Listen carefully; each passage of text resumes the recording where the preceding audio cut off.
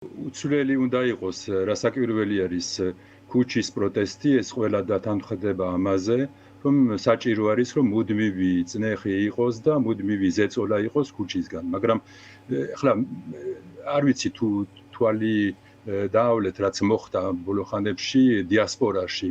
მგონი ეს არის მთავარი ახლა ძალიან საინტერესო ნაწილი ჩვენი საზოგადოების, რომელიც ვერ მიიღო მთლიანად მონაწილეობა გასულ არჩევნებში და რაც საკვირველი არის თვითმმართველობის არჩევნებში ვერ მიიღებს მონაწილეობას, მაგრამ რაც არის საინტერესო, არ ვიცი თუ ნახეთ როგორ ჩაატარეს, როგორ ვიტყოდი, სპეცოპერაცია ჩვენი არჩევნებზე, ეს ეხება ჩვენ ისტორიულ სათვისტომოს. საინტერესო არის, იმიტომ ეს არის ძალიან სიმბოლური და ძალიან კარგად აჩვენებს როგორ იქცევა დღევანდელი ხელისუფლება, როგორ ცდილობს, რომ როგორ თქვა, ზეწოლა დაანგრიოს, რაც არის დასანგრევი, რომ შეიყვანოს, შეაჩორჩოს, შემოგზავნოს უცხოელი პირები ასეთ ორგანიზაციებში. ჩვენ ვართ მართალია დიდი ხანი არის და ცოტა გამოცდილი ამაზე, თუ შევადარეთ რა მოხდა დღევანდელ დღეებში, შეიძლება შევადაროთ წინა პერიოდში, როცა საბჭოთა კავშირი იყო და ასეთი ქცევები ხშირი იყო. იყო ფაქტიურად იყო ცდელობა, გადატრიალება ერთი პატარა სათვისტომოს, პატარა, მაგრამ სიმბოლური, პატარა სათვისტომოს გადატრიალება. და ამაზე იყო დიდი ძალა დახარჯული, გამოვიდა, არ ვიცი, ვოლსკი გამოვიდა, კალაძე გამოვიდა, იმედში იყო გადაცემები. ეს რისთვის? იმიტომ აქ არის არჩევნები დემოკრატიული და ვერ გაიმარჯვეს. ცდილობენ შეყვანა ადამიანების, რომელიც არის გარკვეულად მოდიან ოცნებიდან და უფრო კიდევ უარესი ხალხის ძალიდან და როცა მიდის დემოკრატია, არის არჩევნებზე არის დაკავშირებული ესა.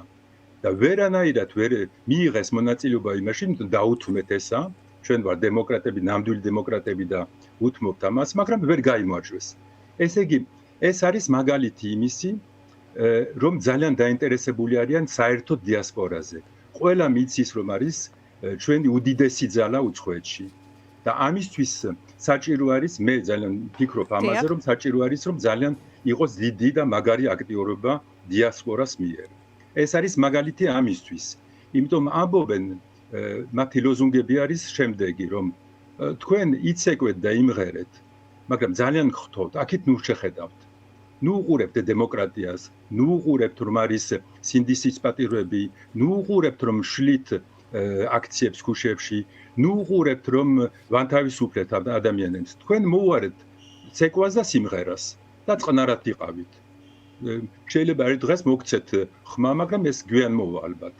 ამისთვის არის საჭირო, რომ ამ მიმართულებით უნდა მაგრა ვიმუშაოთ. იმიტომ მოდის ერთი ეტაპი, რომელიც არის მათთვის არა, უცხოეთისთვის არა, მაგრამ მაინც არის მთავარი ეტაპი, ეს საკითხი, რომელიც არის არჩევნები, თვითმმართველობის არჩევნები და ბოიკოტი ან არა ბოიკოტი.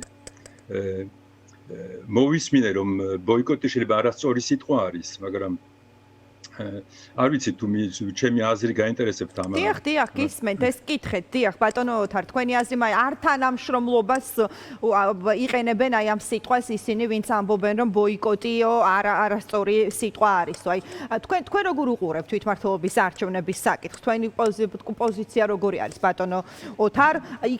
არის თუ არა რესურსი, რომ თვითმმართველობის არჩევნებიც იქნას გამოყენებული, როგორც რაღაცა ერთ-ერთი ბრძოლის გზა, სადაც შესაძლოა ივანიშვილის დამარცხება. იცით, ამას როცა ვუყურებ ამაზე საუბარი, როცა მიდის და არგუმენტები, მე მგონია, რომ რაღაცა სხვა ქვეყანაში ვცხოვრობთ. ვინც არჩევნებზე საერთოდ საუბრობს, არ ვიცი სად ცხოვრობს და რას უყურებს, ხო? არ ხედავს, რომ ძლიერდება და რომ რაც ეხება ესა პოლიცია და საერთოდ მართლმსაჯულები და რომ ეს ძლიერდება და ცდილობენ ზეწოლას გაკეთება. და ამ გარემოში როგორ ფიქრობთ, რომ იქნება ჩატარებული არჩევნები? მაგალითად პირველი საკითხი არის პრინციპული საკითხი.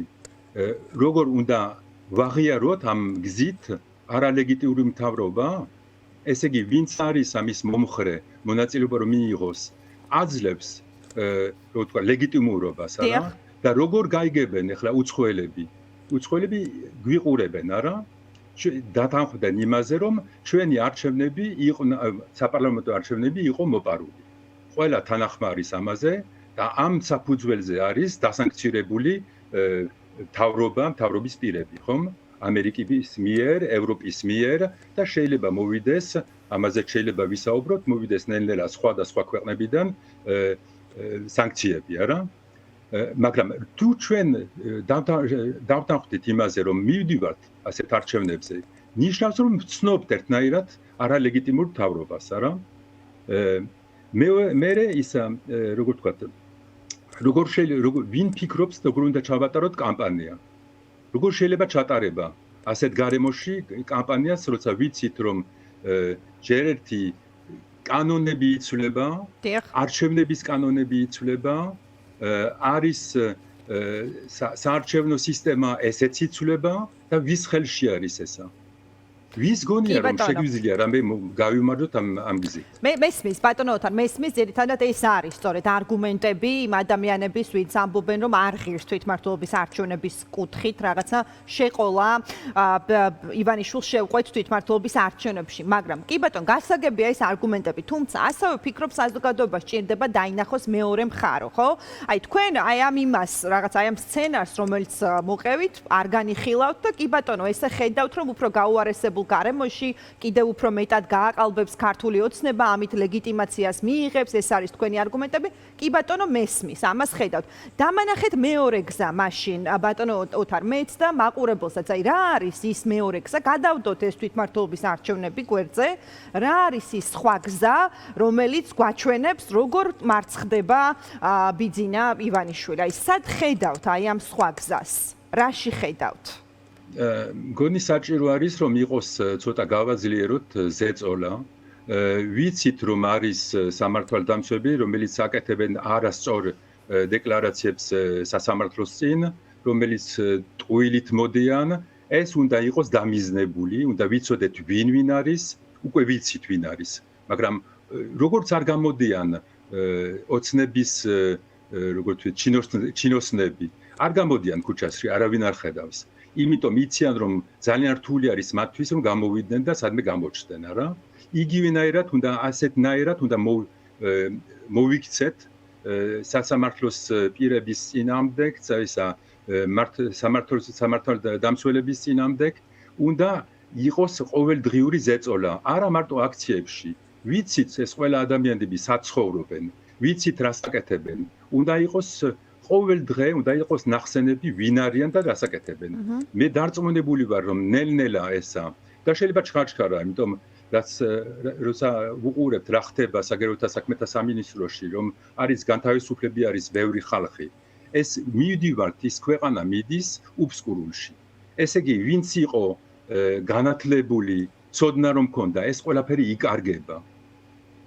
და გადავდივართ იმაზე, რომ უკან დაბრუნდება ახარ და ძალიან რთული იქნება მე. კი ბატონო. კი ბატონო, გასაგებია. მადლობა, ძალიან დიდი მადლობა. მადლობა ბატონო ოთარ იმისთვის, რომ დაგვითმეთ დრო და იყავით ჩვენი ეთერის სტუმარი. დამატებით ხომ არ გსურთ რაიმის თქმა, თუ არა და ჩვენი საეთერო დრო უკვე დასასრულს უახლოვდება და დაგემშვიდობებით.